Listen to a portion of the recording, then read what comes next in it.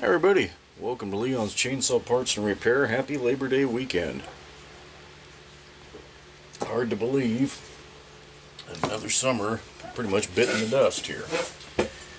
But it's not totally over, it's still hot.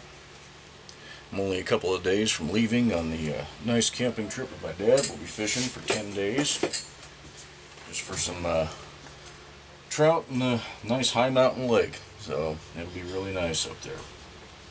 So I'm trying to get caught up on as much as I can before heading out. We're looking at Williams Super 2. And this is going to get some custom work done to it. But first thing, I wanted to make damn certain that when I got done with it, it was going to run right. Because it was definitely not. It acted like it was starving for fuel. So, tried adjustments. Those didn't work on the carb itself. This is one that's got a fixed high-speed jet and then a adjustable low-speed. So I did the pressure test, it was fine. It was smoking like hell, so I think either fuel evaporated in the tank or I don't know if at one point the oil hoses were hooked up backwards. Something, there was a lot of residual oil in this cylinder. It was smoking like hell. Would have killed mosquitoes nicely. But once it passed the pressure test, I knew I had to start looking for other stuff. So this is the metering side of the carburetor. This is the circuit plate right here. This is an HDC, what the hell is it? 15. So all these HDCs on these Super 2s are going to be about the same. And that's good and it's bad. The HDC was used in various forms on all kinds of saws. The Super EZs also use these, plenty of other models, brands, whatever.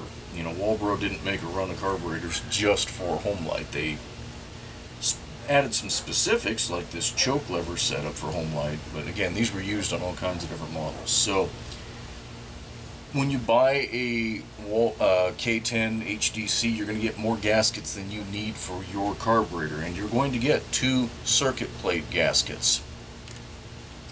You want to be damn certain that you get the right one in your carburetor. Now, I went and looked at the IPL just to be certain. Here's the one that's in here right now. It's obviously been in there for a while. There's a subtle difference with this one. Actually, I should get this flipped over. There we go. And you may not pick it up right away. And I know I've got this zoomed in really tight, but that's... Oop, damn it. See if we can get the right light on it. Alright. You see this one has a passage right here that then dead ends and opens back up to the plate. This one, it travels all the way over. It's open through here, so this is a fuel passage. So why does that matter?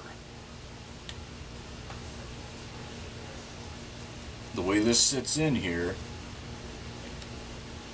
is like that.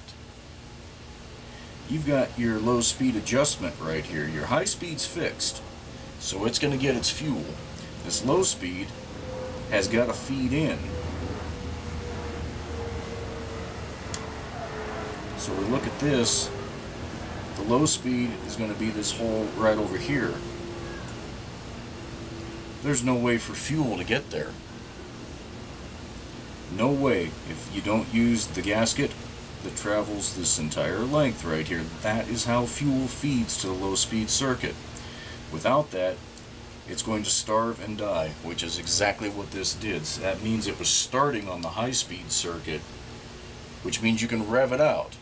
But the minute it drops down to the point where the throttle plate closes enough that it's going to rely on that low speed circuit, poof, you're done. Engine dies.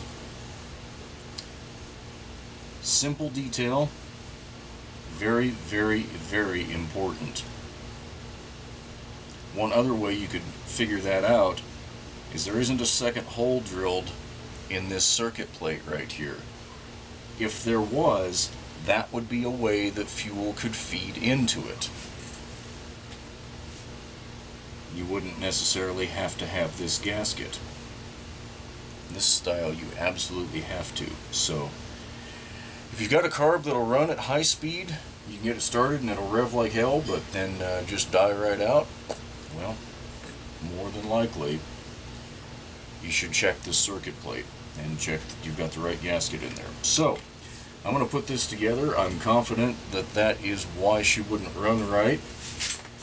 I've got all the parts outside drying off because, like I say, this one's going to get some special treatment. It is going to get painted, and the paint scheme will not be factory.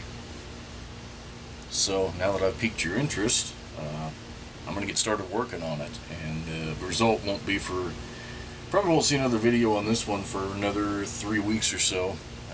That's about how long it's going to take with my vacation and then dry time to get it all taken care of and wrapped up. But you guys are going to like this. It's going to be interesting.